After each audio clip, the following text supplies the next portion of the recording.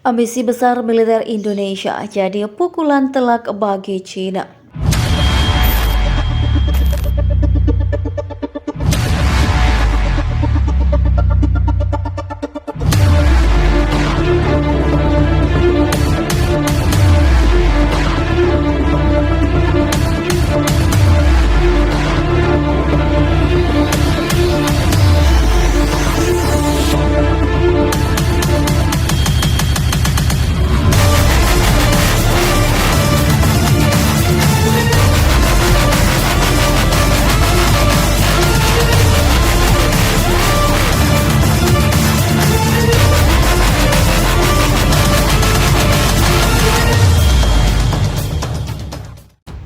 Mungkin banyak publik tidak tahu bahwa militer Indonesia saat ini sedang kencang memperkuat barisan tempurnya.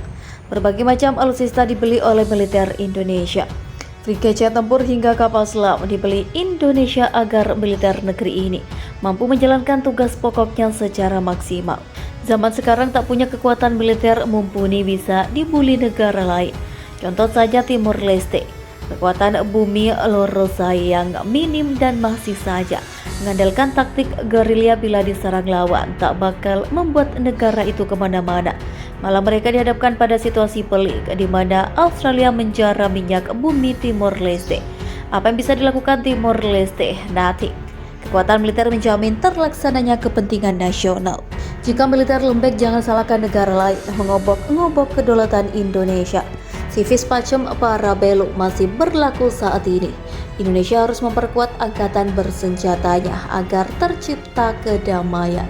Di saat dua sisi mempunyai kekuatan militer yang sama, maka mereka akan menahan diri dari perang. Sebab jika nekat melancarkan perang, maka yang didapat ialah kehancuran dari pihak yang bertikai. Tak mau itu terjadi. Untuk membuat postur militer berkemampuan tangkal tersebut membutuhkan duit tak sedikit. Anggaran pertahanan Indonesia tahun 2022 sebesar 133,9 triliun rupiah. Jelas tak cukup membangun kekuatan militer yang disegani lawan. Si pengganggu Natuna Utara Cina punya anggaran militer yang sangat besar. Cina menganggarkan uang pertahanan senilai 3.315 triliun rupiah untuk tahun 2022. Tak usah dijelaskan lagi berapa perbandingannya, yang pasti Indonesia bila ribut dengan Cina di Natuna Utara saat ini kemungkinan besar kalah. Salah satu faktor yang harus dibenahi oleh Indonesia ialah pertahanan udara. Jika tak memperkuat sektor itu, kapal perang Indonesia bisa jadi bulan-bulanan lawan. Indonesia tidak memiliki rudal intersepsi anti pesawat dan masih dirancang untuk perang anti kapal. Dan kemungkinan besar tidak akan terjadi di Laut Cina Selatan.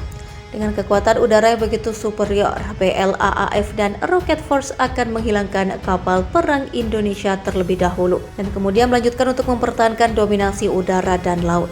Media Cina Sina.com membeberkan armada laut Indonesia memang kurang kuat jika disuruh menangkis serangan udara. Kelemahan pertahanan udara yang lemah memaksa Angkatan Laut Indonesia untuk lebih mengandalkan penerbangan Angkatan Laut dan Angkatan Udara. Untuk mengakali hal itu, Indonesia menginginkan frigate Iver Hartfield dari Denmark. Iver Hartfield besar di mana frigate itu bertanggung jawab untuk menggunakan sistem peluncuran vertikal yang kuat dan sistem radar pertahanan udara area untuk seluruh armada. Ia bertanggung jawab bersama untuk tugas anti kapal selam dan tugas tempur lainnya.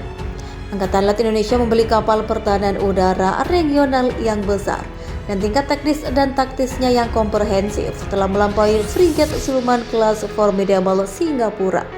Meski lemah dalam pertahanan udara, Indonesia mempunyai keunggulan serangan amfibi. Bike.baidu.com melaporkan bahwa LPD Makassar Class yang berhasil dibuat oleh Indonesia menjadi kekuatan tersendiri bagi negeri ini. LPD tersebut dapat mengangkut pasukan dan material tempur dalam sekali jalan dalam jumlah besar.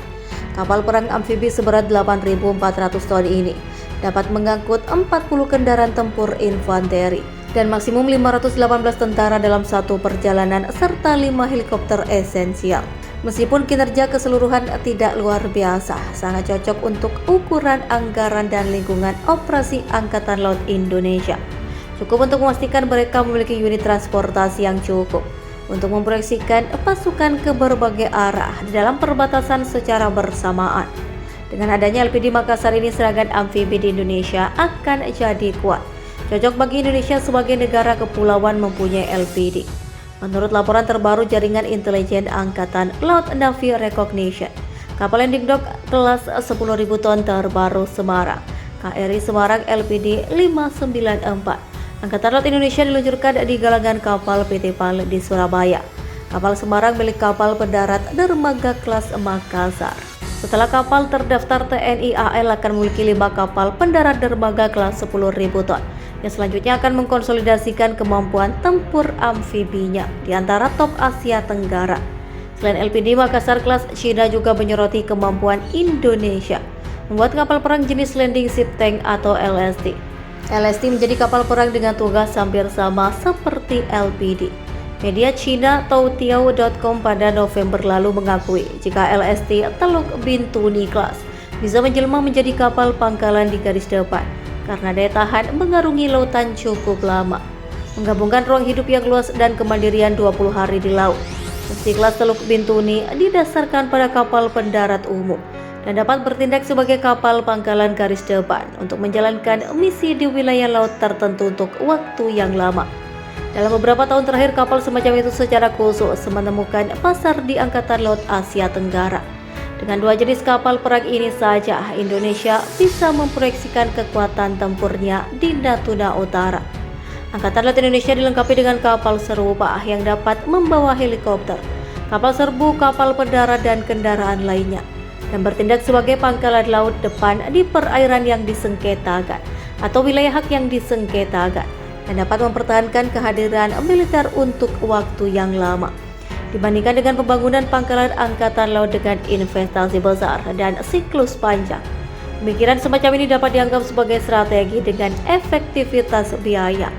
Angkatan Laut Indonesia tampaknya sangat puas dengan kapal jenis ini dan terus memperbaiki desain dengan rencana membangun hingga 12 kapal.